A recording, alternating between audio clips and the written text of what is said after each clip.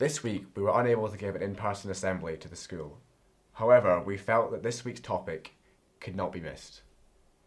Instead, we put together a small video on November, Men's Health Awareness Month. November is dedicated to create awareness to a wide range of mental and physical health issues. The month's main objectives include giving men the facts, changing behaviour for the better, creating services that work for men, uniting the brightest minds, and listening to the community and advocating for men. Men are more likely than women to suffer from a number of health issues, like cancer, heart disease, respiratory problems, diabetes, and obesity. This is also the case for mental health issues, as even though there is not a male depression of sorts, some symptoms are more common in men than women. On average, men die 6 years earlier than women. Prostate cancer rates are predicted to double in the next 15 years, and testicular cancer rates have already doubled in just the last 50. Prostate cancer is the most common cancer amongst men and affects 1 in 10 men just in Scotland. Testicular cancer strikes young and is the most common cancer among young UK men, but at a greater than 95%, the odds of survival for men with testicular cancer are better than good. But for some, long-term treatment-related side effects means the quality of life is severely compromised. During the 30 days, men commonly grow a moustache to help raise vital funds and awareness on the physical health of men, with a focus on prostate and testicular cancer. Founded in 2003, Movember quickly became a huge phenomena and was responsible for thousands of moustaches on men both in the UK and worldwide. It is a leading charity changing the face of men's health and has funded more than 1,250 men's health projects around the world. Movember also looks at mental health through a male lens, focusing on prevention, early intervention and health promotion. Globally, on average, 1 man dies from suicide every minute. In Scotland in 2021, 75% of all suicides were male. Movember aims to tackle this and encourage more conversations between men. We are going to talk more about men's mental health in our next podcast in a discussion with Oban High School's teachers, and we encourage you to listen. Our sports ambassador, Ellie, is now going to talk about the positive impacts that sports and community can have for men's mental health. Being sports ambassador for Oban High School, how have you seen being active benefit people's health? So mine and Gregor's jobs are supposed to be like present where we can get kids active throughout the year or for the time being that we are sports ambassadors. So we host and we go to different clubs and it is really good. You can see the kids, sort of like the more quiet ones, come out of their shell more because they're around everyone, they're all doing the same activity and they won't be judged, they won't be like too scared to do anything, and it's really good. And I feel like it is a really good sort of stress reliever for kids and anxiety reliever as the school year goes on, you know, exams, everything can get so stressful. So I think really taking your time out to just run about for 90 minutes and just not have a care in the world for anything, or rugby and just absolutely slam through someone, like, I think it's a really good way to sort of de-stress and just calm down a wee bit. Have you got any advice for people wanting to become more active?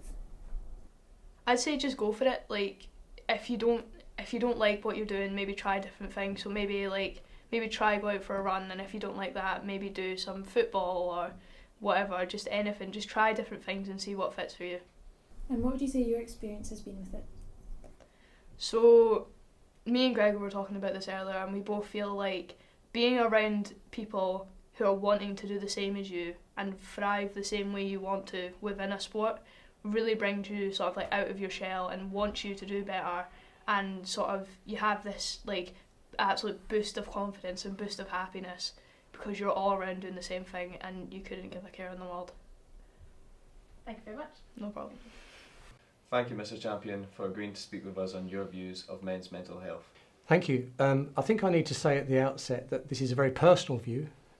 My approaches may not be appropriate or relevant to other people, but these are my thoughts anyway. I think there's a very stereotypical view that men just internalise their thoughts and distress and should man up and have a stiff upper lip, etc. But I hope that this view is being eroded significantly over recent years.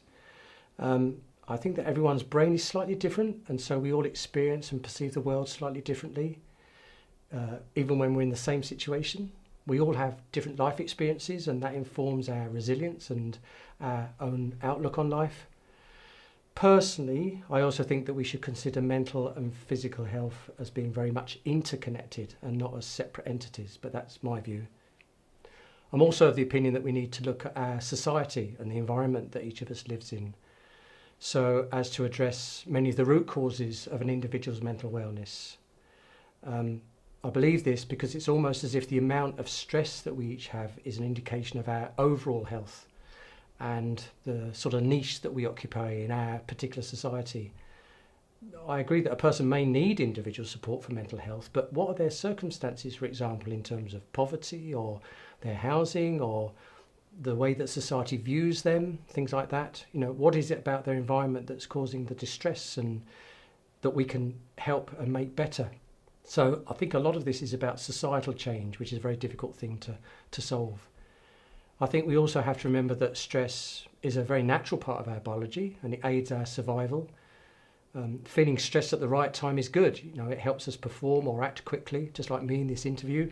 But we need to be able to feel we have some sort of control of it. We can't live healthily in a state where we feel stressed all the time. Most people I know, I think that as well as being a senior leader in our large and complex school, I'm also a scientist. So I have this analogy that I like to use if I'm experiencing stress. And it's that I'm a bit like a wilting plant which can recover, but it needs water, it needs the sunshine, it needs food. So there are lots of ways that I cope with life stresses in both the way I approach life and in my coping mechanisms. Using the plant as the analogy, rather than water, for example, I'm very lucky. I have a good income, a healthy diet, I try and stay fit. My sunshine is my home, somewhere I can feel safe, it's close to nature. I can get out and breathe and exercise and build things and tend the garden and listen to music and do mundane chores like laundry or the vacuuming or cut the grass as a way to meditate, just purely focusing on that very simple task.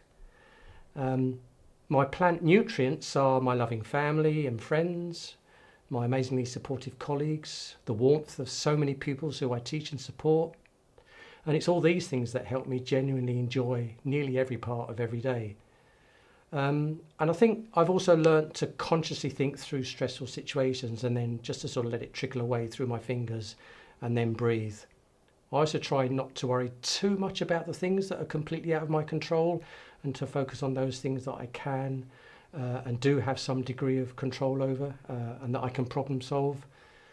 And I suppose the last thing to say is I think my upbringing and my personality and all my life experiences have also shaped my outlook on life and how I cope mentally, even with very, very stressful situations. So I hope that's why most of the time I do seem to be very content and positive about life and me and who I am. And I also hope that it means that I'm able to contribute to some degree in trying to create a healthy environment and a healthy organisation for pupils and staff to live and work in this very special school community that we've created. So those are a few of my thoughts for what they're worth. I hope it might be of interest to someone and possibly help them. So thank you. The impact of Movember is raising awareness and funds and should not be restricted to 1 month in the year. We hope this video has inspired conversation amongst yourself, family and friends. We can make men's health a priority all year round. We look forward to seeing you in next week's assembly.